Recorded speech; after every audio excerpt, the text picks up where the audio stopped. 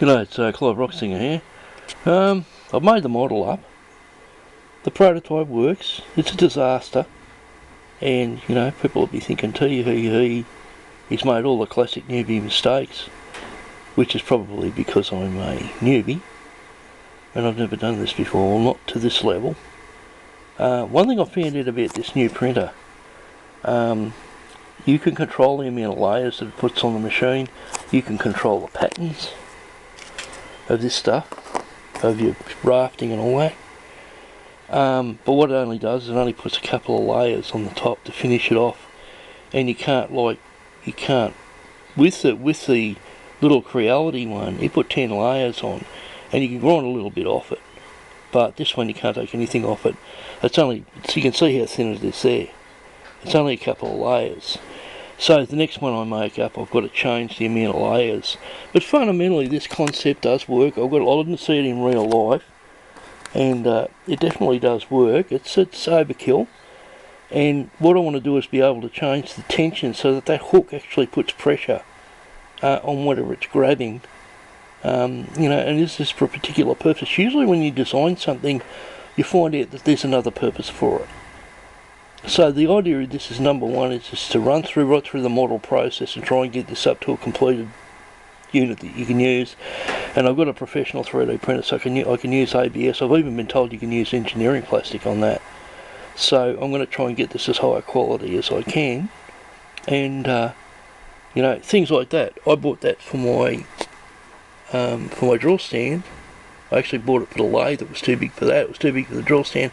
But I find that it's fantastic for these little PLA models. And I actually hit it. One thing about the Dremel, this thing bites. It'll grab onto things. You've really got to, and you've got to tighten it right up. I mean, really seriously tighten it. It will tear it out of your hands, so you've got to be really, really careful with this. It grabs onto things. So yeah, you've really got to be very careful, and the PLA really can't handle the speed. I had to slow right down. That's a professional machine. It's like a lathe. It's extremely good, but you've got to learn how to use it. I found you just very, very delicately just wipe it over. And once you get skilled with it, it's kind of like you kind of leave all of the bits and pieces on there and hand file them off. I don't think PLA is very well suited for what I'm doing here. I think I'm doing big boy stuff here. Probably need to be using ABS, which my machine can handle, but I'm still a newbie, so I'll persevere with the PLA and see if I can get it a bit thicker on the face. And it gives me a bit of something to grind off.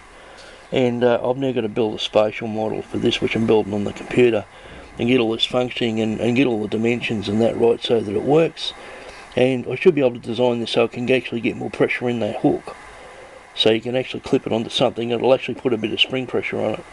You can change the tension of how much pressure you put on it, put an actual lever on it. So yeah, it's just a bit of a work in progress. It's just an exercise. And it's an exercise in trying to make something complicated. This one came out lovely because I was a little bit more gentle with this one. And then I got the Dremel out and tore it to bits. As you can see, this one I destroyed it. But that's alright. The Dremel's not really designed for kids. It's not a little boy toy. It's quite a serious thing. And that's where you put label on the front. And that actually seemed to work alright. I got the little screw in there. Made the label face too big. It's all too big at the moment, but you persevere with it. This is some stuff that I want to run on the little Dremel, which I bought cheap. I want to get them ground down so I can get it in the Dremel. That'll really get into it.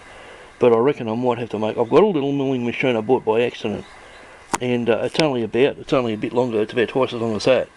It's a little baby one, and I might have to make up a little milling machine for doing this to get nice flat surfaces, because the PLA it melts. You really have to do it like little light cuts at a time. If you do too much, it melts and it all sticks to everything. So yeah, it's tough making stuff this small, but yeah, I'm getting the hang of it. And I think the bottom line is don't get so aggressive with it.